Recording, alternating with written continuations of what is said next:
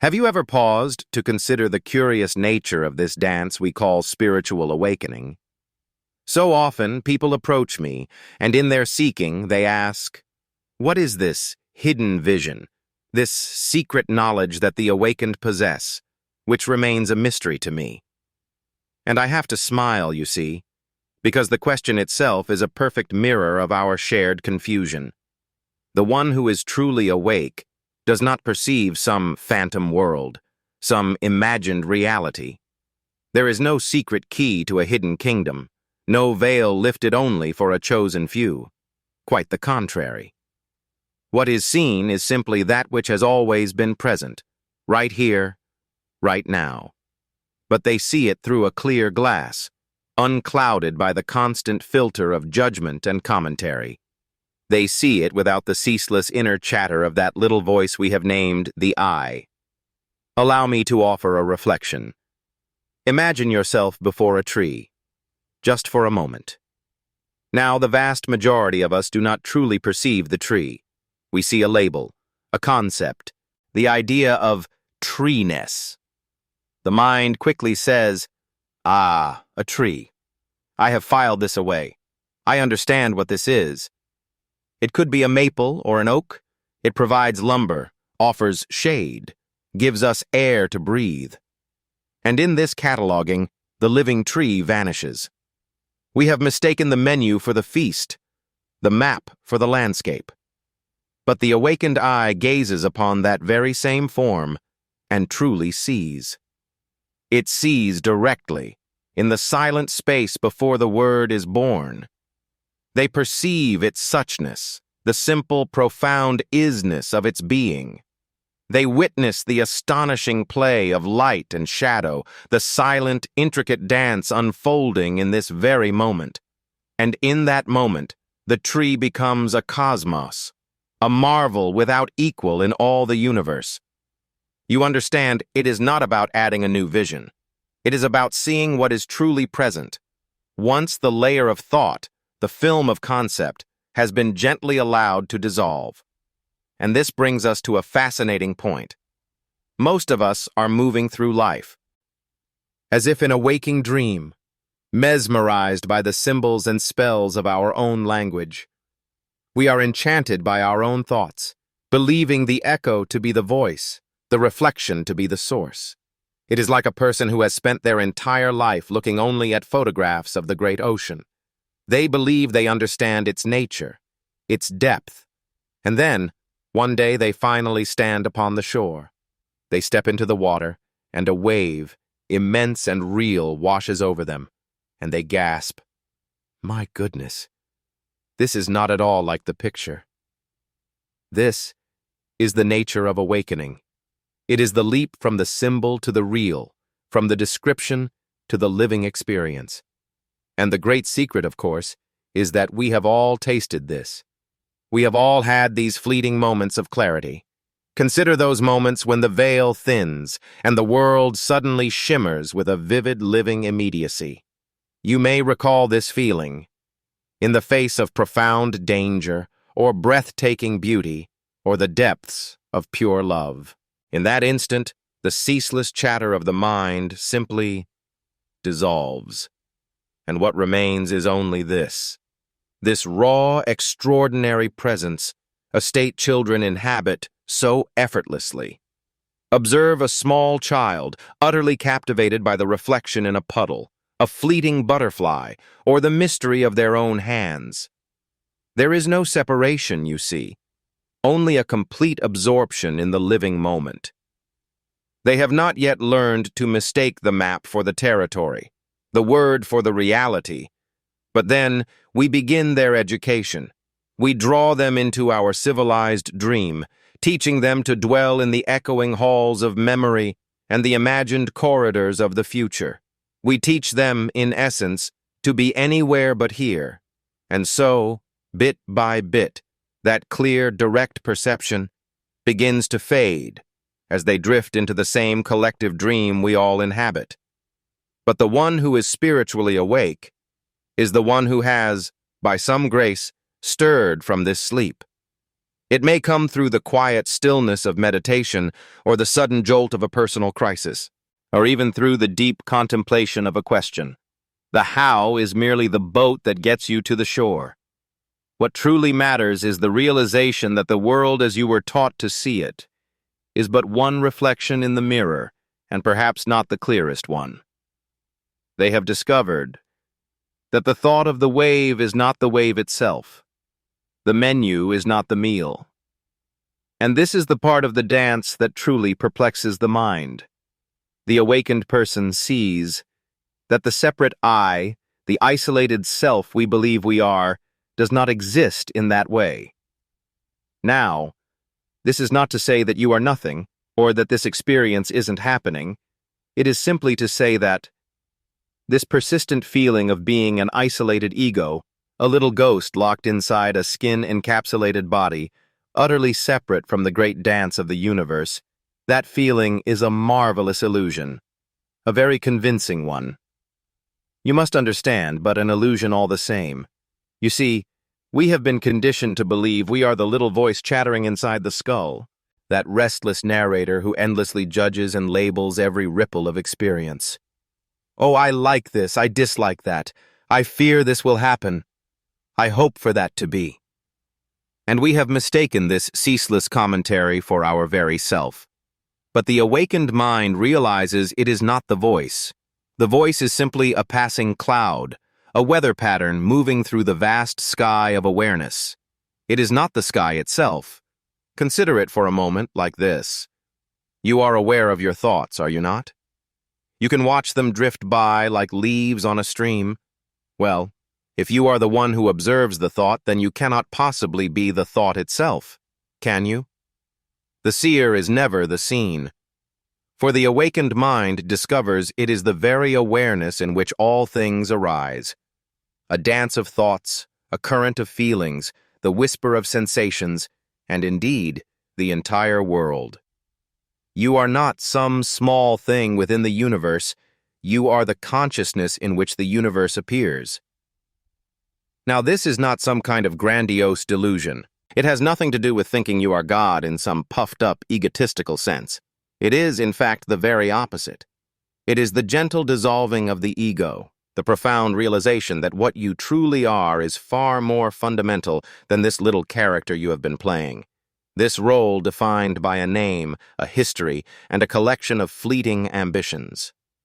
The awakened person sees through this illusion, what I sometimes call the skin-encapsulated ego. They realize that the boundary between inside and outside, between self and other, is merely a convention, not an absolute truth. When you breathe in, the universe becomes you. When you breathe out, you become the universe. When you eat an apple, the apple becomes you. Where then do you end and the world begin? The line is a phantom, drawn only for convenience. But the great river of life knows no such line. And when you truly see this, when you feel it in your very bones, not as an idea, but as a direct perception, everything changes. You understand that you are not a stranger here, not an alien in the cosmos, not some kind of cosmic accident, nor a brief flash of awareness lost in a cold, mechanical, and meaningless universe. No, you are an expression of the whole thing, just as a wave is an expression of the entire ocean. This brings us to another great truth the awakened mind perceives, which is the fundamental unity of all things. Not unity in some vague, mystical sense, but the actual, literal fact that everything is interconnected, that everything arises together.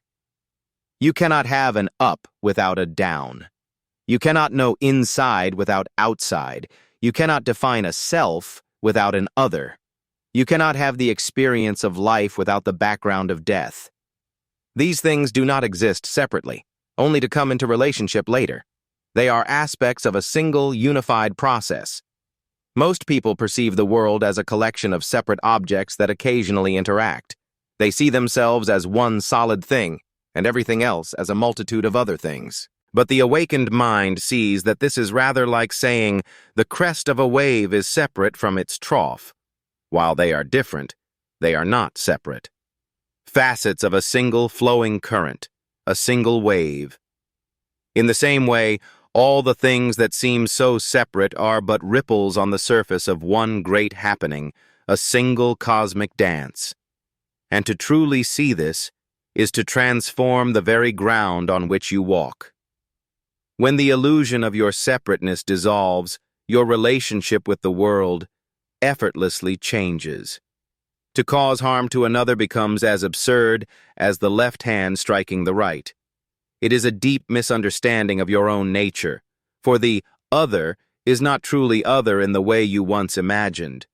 This is not a rule book handed down from on high.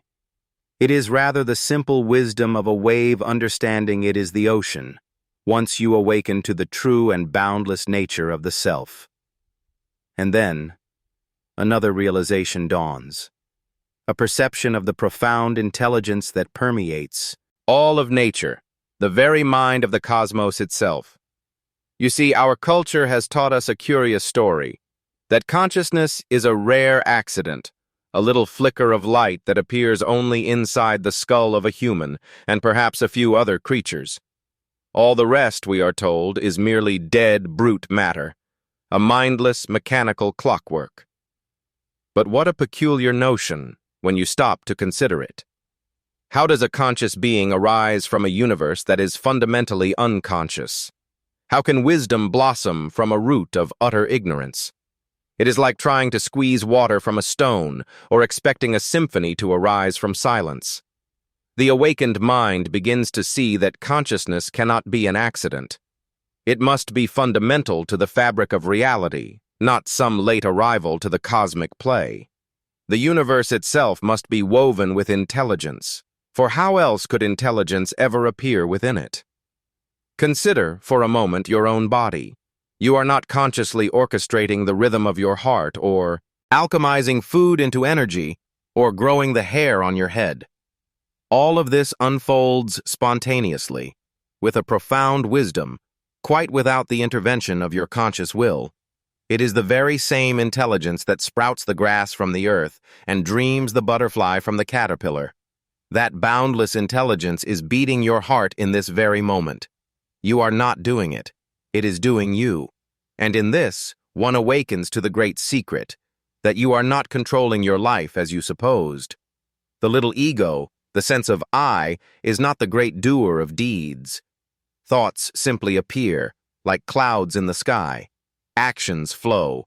The feeling of being a separate controller, an independent agent pulling the levers, is itself just another thought, drifting along in the great stream of awareness.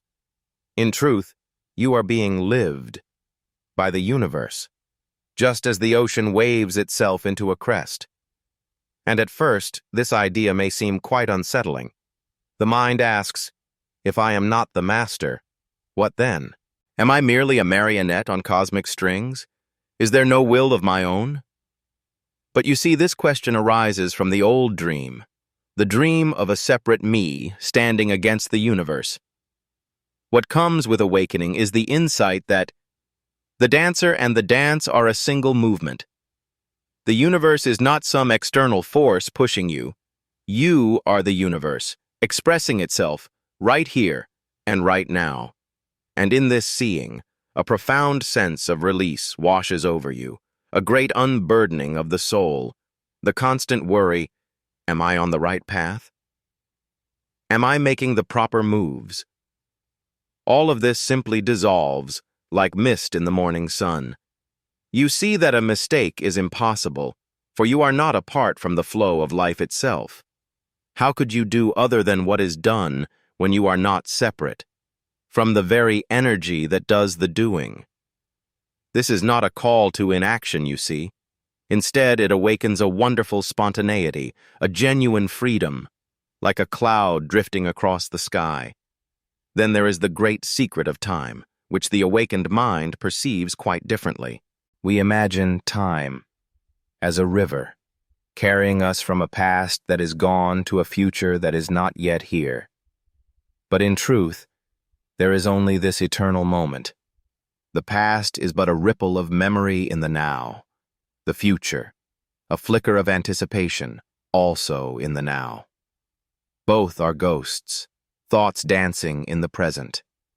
To be awake is to dwell completely in this moment, for it is the only ground upon which reality stands. It is the only stage where life performs its play. And yet so many of us are never really here. We are adrift in the phantom worlds of yesterday's echoes and tomorrow's dreams. The mind chatters endlessly about what ought to be done, what should have been done, what may unfold in the days to come. And all the while, the great river of life is flowing, and we are missing the entire spectacle. We miss the miracle of this very moment, the simple wonder of this breath, this light, this sound. The one who is awake has simply returned home to the here and now, having discovered that this moment is the only reality there is, and that it is utterly and completely enough. Indeed, it is perfect, just as it is. This is not to say one ceases to plan or to learn from memory's echo. But one no longer confuses the map for the territory, the thought for the thing itself. Reality is eternally now. And when you allow yourself to truly settle into this now, a marvelous thing occurs. The constant chatter of the mind simply falls into silence. The ceaseless chatter of the mind, it begins to quieten, like a river settling into a tranquil pool. And in that silence, a vast open space emerges, a boundless awareness in which the world appears. Then, a profound realization dawns, that this very awareness, this silent consciousness, is the very ground of your being. It has always been present, a quiet hum beneath the noise of your striving. You were so absorbed in the dream of thought, you see, that you overlooked the dreamer. And this awareness is exquisitely simple, as ordinary as breathing, and yet it is the most mysterious miracle in all of existence. It is the very light by which the world is seen, the silent screen upon which the movie of life plays out. Without this light, there would be no perception, no sensation, no universe to speak of at all. And this is your true nature, not a thing among things, but the pure, ungraspable presence in which all things arise, pure, unadorned being. The one who has awakened simply rests here, in this open field of knowing. Their identity is no longer bound to the fleeting parade of thoughts, the shifting weather of emotions, but with the vast, unchanging sky in which it all unfolds. And from this vantage point, the entire landscape of life transforms. The waves of trouble still rise, but they no longer threaten to capsize the boat. Pain may visit as it does, but the story of suffering, the resistance and the argument with what is, dissolves. And joy is tasted more deeply, for there is no frantic grasping, no fear of the wave returning to the ocean. Life reveals itself as a kind of play, a magnificent cosmic dance, a marvelous game. This is not to be frivolous, but to be free from the burden of taking your separate self so terribly seriously. You see that you are playing a part, a wonderful and intricate character in this grand drama, but you are not confined to the script.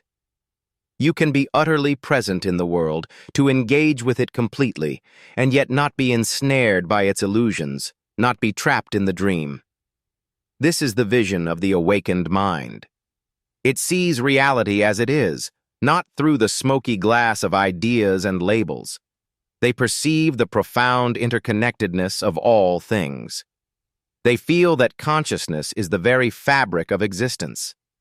They understand, in their bones, that the feeling of being a separate me is a marvelous illusion. They discover that the eternal now is the only time that truly is. And they see, finally, that what they are is the silent awareness in which this entire cosmic show appears. And here is the beautiful, maddening paradox, the wonderful game of it all. I can speak these words to you, but they are only fingers pointing at the moon. They are of no use unless you look where they are pointing. These are merely more words, more concepts, more descriptions on the menu. But the banquet itself, the real nourishment, is spread before you this very instant. It is here, in this moment, if you could only put down the menu of your thoughts and taste what is. Simply look at what is truly here to be seen. Listen to the symphony of sound that is. Feel the texture of this present moment. And in that lucid stillness, a profound recognition may begin to dawn, revealing the simple, open secret. That you are the universe experiencing itself through the intimate window of this present moment.